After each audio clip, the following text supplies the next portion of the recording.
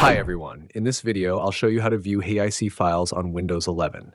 HEIC is a modern image format used by many devices, but Windows doesn't natively support it without a little help. Let's go through the steps to make it work.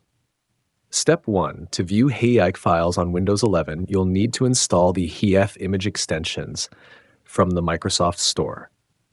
Start by clicking on the Start button and selecting Microsoft Store from the list of apps. Step 2. Once the Microsoft Store opens, use the search bar at the top to look for HEIC image extensions. This is a free tool provided by Microsoft that allows you to open HEIC files. Click on the HEIC image extensions app, then click the Get or Install button to download and install it. The installation process is quick and straightforward. Step 3. After the installation is complete, you should be able to open HEIC files using the default Photos app or any other image viewer that supports the format. Simply double-click the HEIC file and it will open like any other image.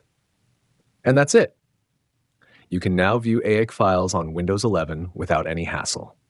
Thanks for watching, and don't forget to subscribe to our channel for more helpful tech tips.